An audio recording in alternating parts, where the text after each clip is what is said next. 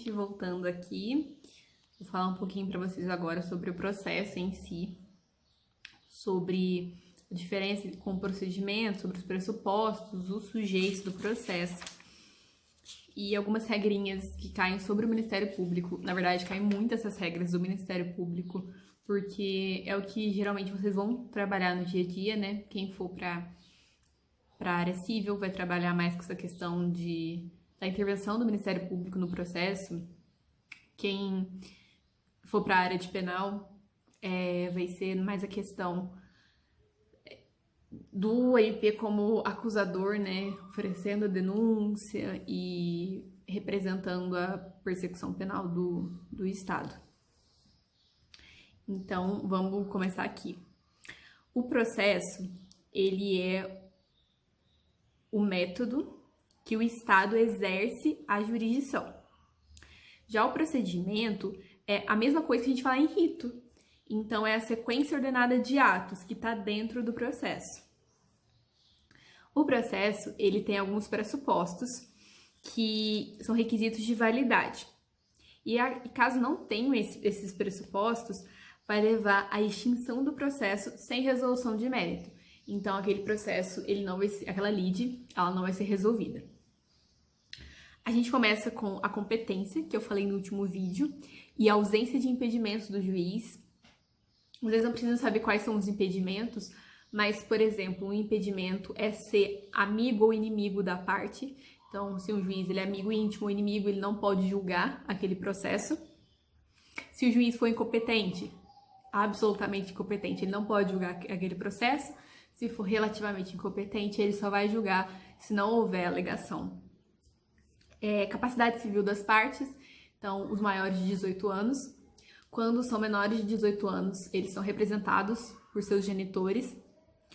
Um exemplo mais nítido que a gente tem é a questão dos alimentos. Então, quando o menor, ele entra com pedido de alimentos, na verdade, vem na petição o nome do menor, nichado, representado por sua genitora ou por seu genitor, enfim. A citação, então, sem a citação, a gente não tem a formação da relação processual, porque a outra parte não vai ter reconhecimento, né, do que está sendo feito, do que ele está sendo imputado. Outro pressuposto é a petição inicial, ela ser apta. E ela só vai ser apta quando ela tiver todos os requisitos presentes no artigo 319 do Código de Processo Civil. Caso ela não tenha algum desses requisitos, ela é considerada inepta, faltando algum pressuposto processual. A ausência de coisa julgada, litispendência ou convenção de arbitragem. A questão de convenção de arbitragem ela é algo mais do processo civil, enquanto as outras duas cabem no processo penal também. A convenção de arbitragem, quando as partes elas fazem um acordo extrajudicial em que eles estabelecem que, em caso de conflito, elas utilização de um método alternativo de resolução de conflito, que é o caso da arbitragem, que é feito em escritório, não é feito pelo judiciário. Então, se uma parte ela entra com o processo, mesmo tendo essa cláusula nesse acordo extrajudicial, pode ser alegado isso pelo réu, porque esse processo não tinha nem que estar correndo, porque ele tinha que estar sendo resolvido de outra forma. Quanto à coisa julgada, a gente está falando que aquela relação, ela já foi objeto de um outro processo e ela já foi resolvida, porque já transitou em julgado, já foi concretizado aquilo, então não tem por que rediscutir. Então, se tem coisa julgada, aquele processo que se iniciou depois, não tem por que desistir, então falta um pressuposto processual. Essa questão da litispendência que eu falei nesse ponto é quando já tem um processo em curso sobre o mesmo tema, com as mesmas partes, a mesma causa de pedir, e aí acontece de dar início a um outro processo. Isso é litispendência. Último pressuposto é a capacidade postulatória, é a capacidade para estar em juízo, que geralmente pertence aos advogados. Com algumas exceções, em alguns casos que não é necessário advogado, essa capacidade pertence apenas à classe. Então, para resumir tudo que eu falei nesses últimos minutos, os pressupostos processuais, eles são competência e ausência de impedimentos do juiz, capacidade civil das partes, citação, petição apta, ausência de coisa julgada, litispendência, convenção de arbitragem e capacidade postulatória. Quanto aos sujeitos do processo, a gente tem as partes, que são o autor e o réu. Lembrando que em alguns casos vai acontecer a representação, como é o caso dos menores de 18 anos, ou então a sucessão processual, que é no caso da morte, em que tem uma ação correndo e as partes, os herdeiros nesse caso, eles vão entrar naquele processo no lugar do de cujus. Ou até mesmo a questão de substituição processual, quando se pleiteia em nome próprio direito alheio, que é o que acontece muitas vezes com o Ministério Público, que eu vou falar mais lá na frente. Já quanto ao juiz, ele precisa ser competente e não ser impedido, como eu já falei antes, e ele tem que ser imparcial, então ele não pode ser tendencioso a nenhuma das partes, ele tem que analisar o que está no processo e apenas aquilo e nada mais. Além de que a gente tem que lembrar que o juiz, ele fica lá parado, esperando que alguém cutuque ele e fale assim, oi, eu quero processar alguém. Ele não vai atrás das pessoas para processar, para dar início a um processo. Vamos colocar dessa forma. Ele está dentro do processo, então, para assegurar a igualdade de tratamento entre as partes, para que as partes elas sejam tratadas de forma igual. E aí a gente entra de novo nessa questão da imparcialidade. Zelar pela razoável duração do processo, o processo não pode se estender muito, e reprimir os atos atentatórios à dignidade da justiça para preservar a ordem pública, entre outros fatores. A gente também tem os auxiliares da justiça, que no caso é o oficial de justiça, que leva as intimações, as citações, o pessoal que trabalha dentro da vara, dos juizados, e os terceiros que têm interesse na causa. Nesse caso, a gente tem denunciação na lide, chamamento ao processo, assistência, incidente de desconsideração da personalidade jurídica, amicus curiae e o litisconsórcio. Gente, eu não vou entrar no mérito dessa questão dos terceiros, porque não cai na prova. É só a título de vocês entenderem todo mundo que participa dentro de um processo. E a gente tem também os sujeitos especiais, que é o caso da advocacia pública, da defensoria pública e do Ministério Público, que é o que vocês estão almejando aí. Dentro do processo civil, o Ministério Público, ele atua como parte ou como fiscal da lei. No processo penal, a gente sabe, desde o comecinho da faculdade, que o Ministério Público, ele entra na função de autor da ação penal. Ele é o responsável pela persecução, né, do autor do fato e fazer com que ele cumpra a sua pena. Então, a gente vai tratar aqui um pouquinho sobre a atuação dele no processo civil, que é um pouco mais peculiar, tem algumas diferençazinhas.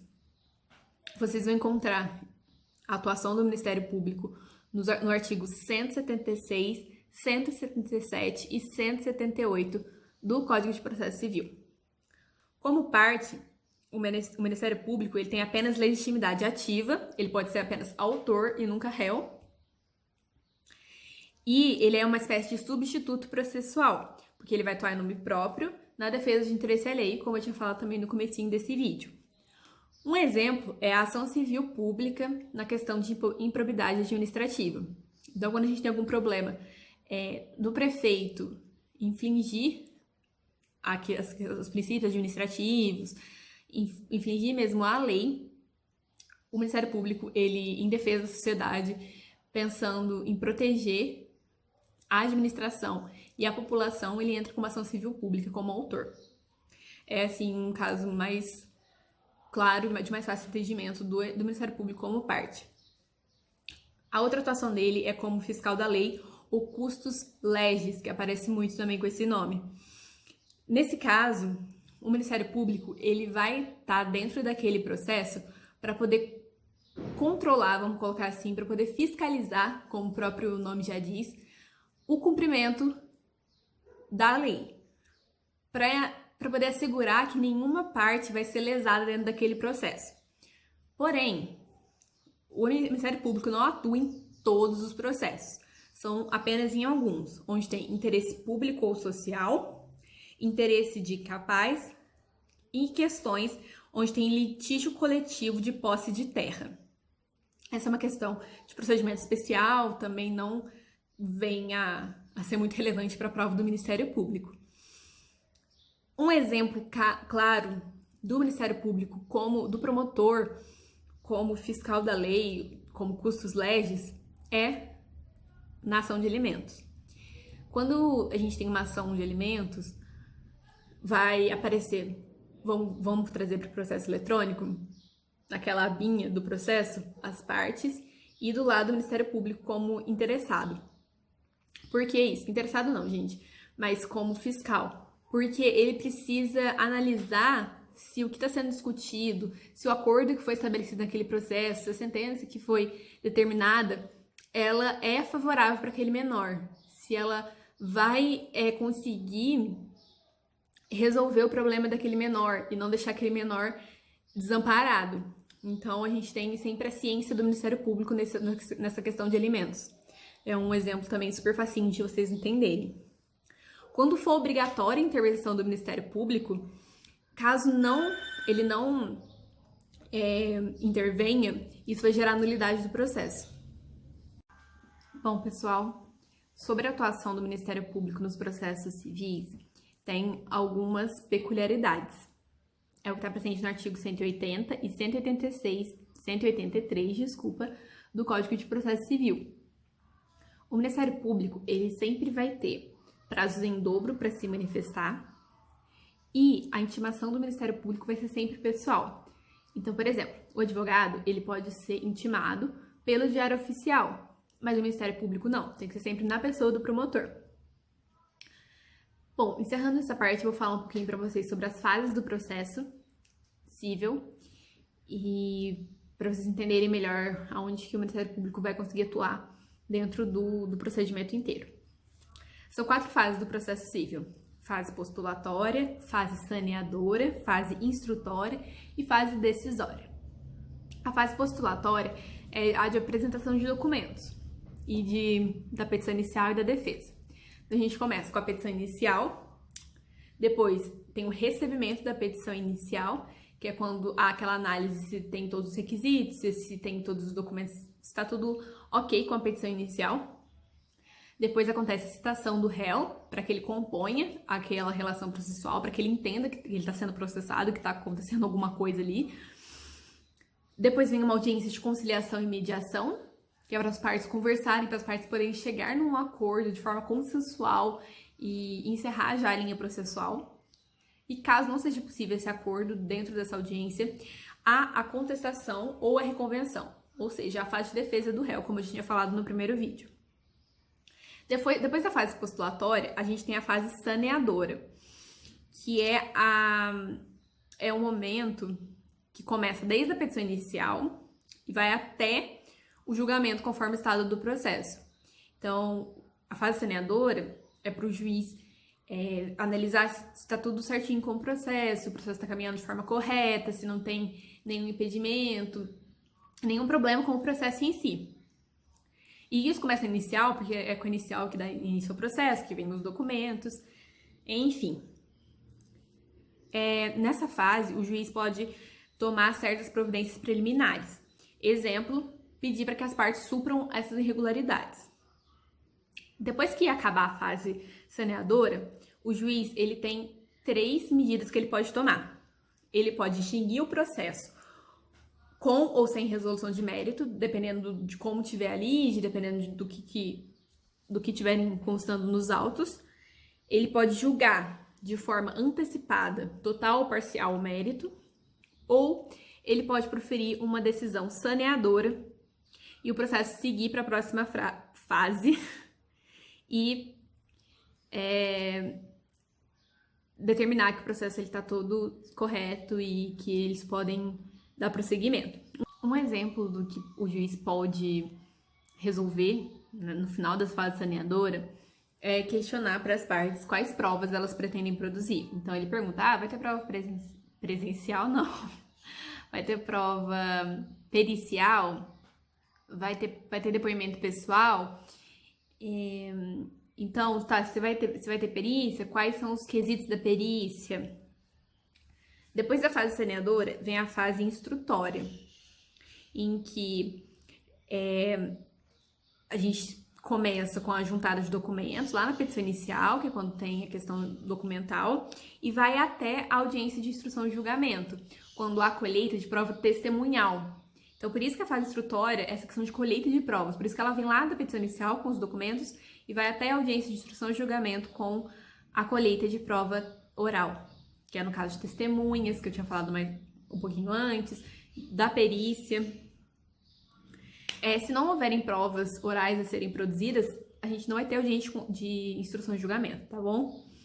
Por último, a gente tem a fase decisória, que ocorre lá na sentença, então é uma fase bem pequenininha, no momento que tem-se a decisão sobre a lide. Lembrando que a sentença pode ser dada ao final da audiência de instrução e julgamento, ou o juiz pode determinar um prazo para ele proferir essa sentença. Bom, gente, essa questão de teoria geral, essa é a nossa questão de teoria geral do processo que eu queria passar para vocês.